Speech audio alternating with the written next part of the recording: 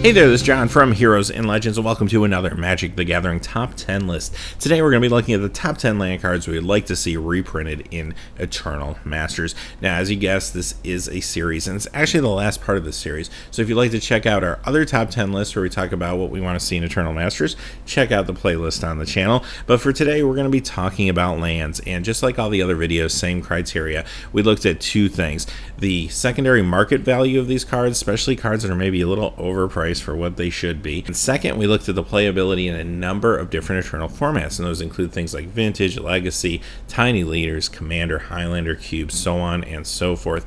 Now, technically, Modern is not an Eternal format.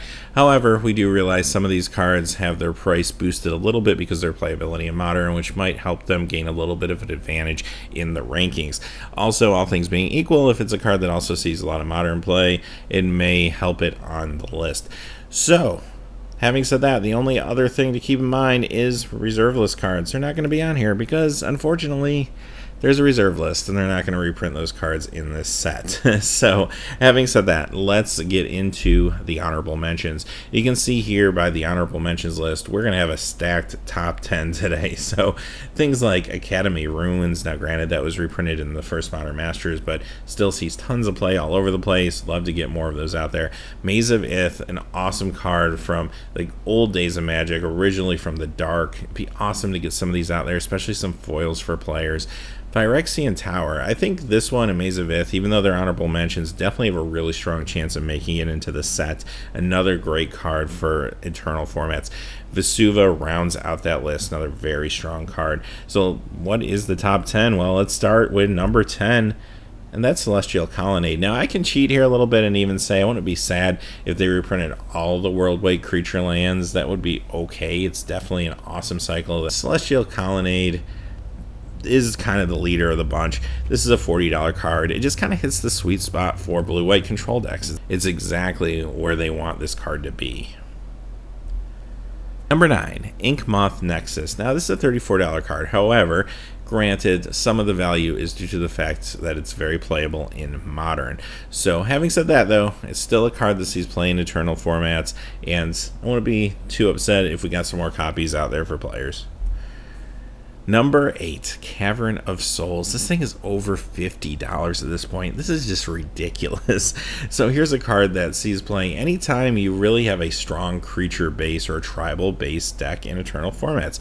I mean, you're thinking of things like Merfolk, Slivers, Elves. They all want to run this card, and there's just not enough copies to go around right now. $50 for this. This is insanity. It's not even that old of a card. So really love to see more of these printed for players to get their hands on and put in those tribal decks. Number 7. Now here's Wasteland. This is a card we actually know will be reprinted in Eternal Masters. So originally, when the announcement was made for the set a few months back, they revealed that Force of Will and Wasteland will both be in the set. That's all we know at this point. Now, Wasteland is going to be reprinted as a rare, so that's pretty cool. It used to be an uncommon, but okay, I'll take it. This thing is still, even though we've known for a while it's going to be reprinted, still at about $57. This card is just huge, and it's going to be awesome to get more of these out there, especially in foil. So thank you, Wizards. You definitely got this one right. Number 6, Dark Depths. And this is another card that's just crazy to me that this thing is $58. It's not super old, but it's an awesome cube card. Whenever a cube wants to kind of put in a couple stealth small combos in there, this is a good one to put in. Dark Depths is actually a really cool card, and I think a lot of players, just even casual players, enjoy playing with this. So yeah, we need more copies of this thing and more foils. Number 5, Grove of the Burnwillows, coming in now at $72. Perfect example of a very good card. Great card. Awesome for mana bases as well as a good combo piece.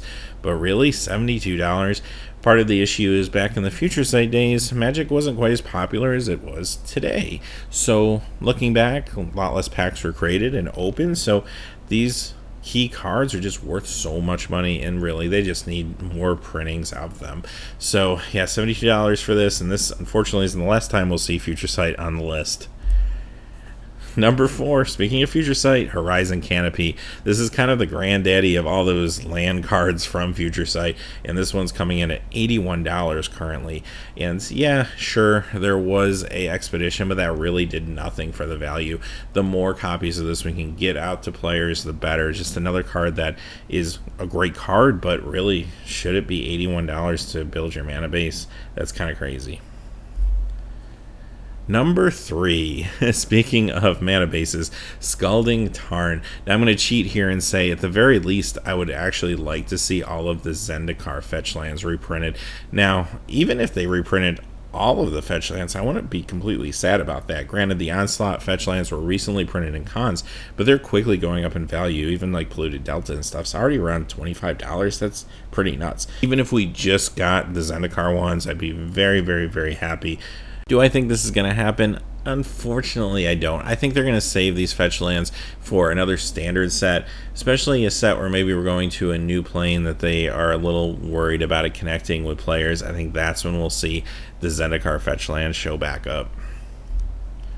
Number 2, Rashad Import, and this is another just crazy priced card now, $89 for this thing, and really, it's awesome, but is it worth what you would have to pay for it? Especially foils. We really need to get more foils out there. Now, it's a great card, don't get me wrong. This is awesome in cubes. This is awesome anytime you want to tie up your opponent's mana. It's just a really fun card to play around with, but really we need more copies of this.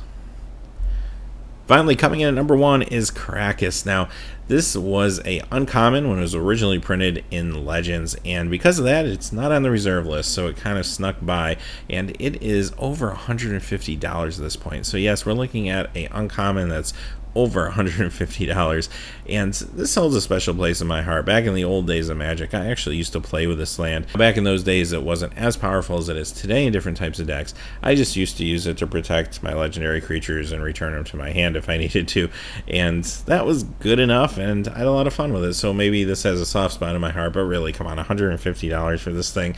We need to do better than that, and it would not hurt to get some foils out there. And you know what? It wouldn't hurt to keep this at the uncommon level. Well, that's the list for today. So if all goes well and there's no other breaking news, tomorrow we'll do another market watch, and then starting on Monday we should start to get the official spoilers for Eternal Masters. So every day that official spoilers come out, we'll do a video, compile them all for you, and then once we get through spoiler season, we will do our full set review. So as always, thanks for watching. Please remember to like and subscribe, and have a great day. Hey, thanks as always for watching. This video, like all my videos, was made possible by the generous support of viewers like you on Patreon. Even a donation of $1 helps me to keep growing this community and creating better quality videos for all of you. Check out our Patreon page for exclusive giveaways and future goals for the channel. If you haven't had a chance yet to subscribe, hit that subscribe button so you don't miss any of the MTG news, spoilers, set reviews, product openings, or finance videos on Heroes and Legends. Talk to you again soon, and have a good day.